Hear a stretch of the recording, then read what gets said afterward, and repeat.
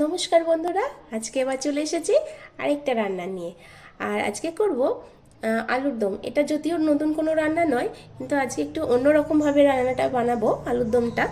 তো চলুন রান্নাটা শুরু করার জন্য এখানে আমি ছোট ছোট আলু, খুব ছোট নয়, এরকম সাইজের আলুগুলো নিয়েছি। এই আলুগুলো আমি সিদ্ধ করে খোসা ছাড়িয়ে নিয়েছি। এবার রান্নাটা শুরু করা যাক তাহলে। রান্নাটা শুরু করার জন্য আমি কড়াইতে একটু সর্ষের তেল দিয়ে দেবো। তেলটা গরম হয়ে গেছে, এবার তেলের মধ্যে আলুগুলো দিয়ে একটু ভেজে নেব।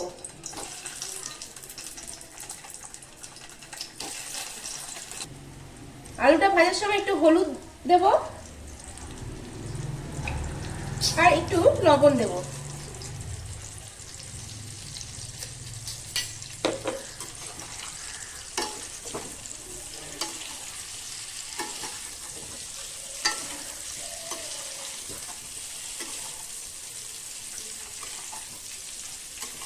আলুগুলো বেশ কিছুক্ষণ ভাজা হয়ে গেছে, এবার আলুগুলো আমি নামিয়ে নিচ্ছি।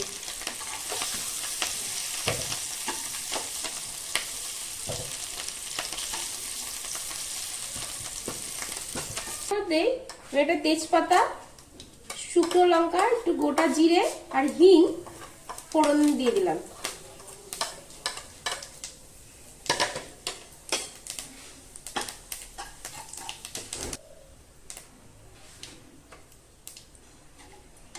এখানে 5টা মতো টমেটো আমি পেস্ট করে নিয়েছি, ওটা দিয়ে দিলাম তেলের ওপরই।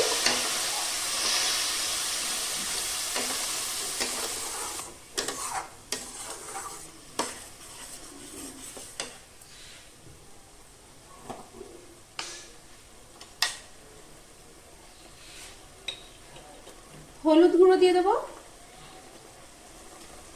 একটু লাল লঙ্কার গুঁড়ো দিয়ে দেবো,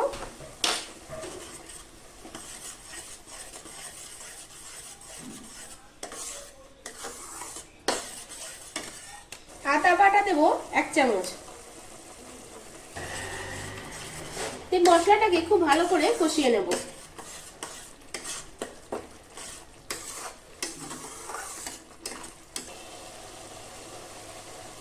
হাফ চামচ মতো জিরে গুঁড়ো দিয়ে দিলাম।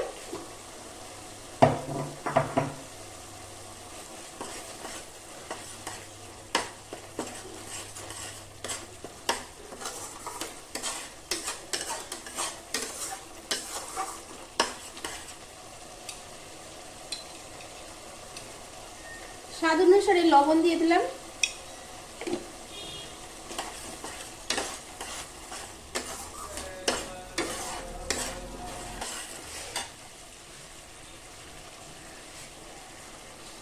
ছোট মটরশুঁটি নিয়েছি, একটু মটরশুঁটি দিয়ে দেবো।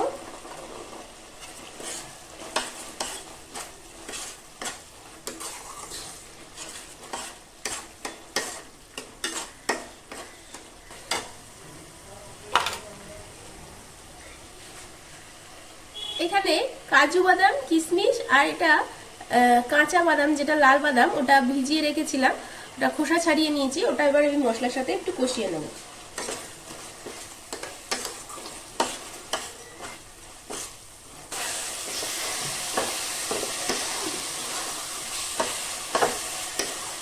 মশলাটা বেশ ভালো করে কষানো হয়ে গেছে, এবারে ভেজে রাখা আলুগুলো এর সাথে দিয়ে আরো কিছুক্ষণ কষিয়ে নেব।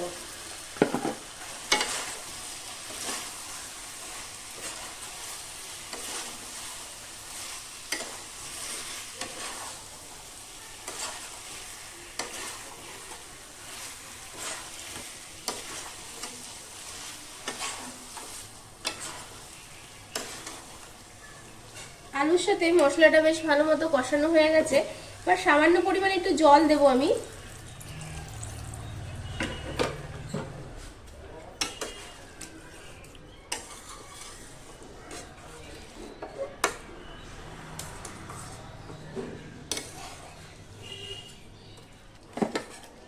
চারটে কাঁচা লঙ্কা চিড়ে নিয়েছি, ওটা দিয়ে দেবো।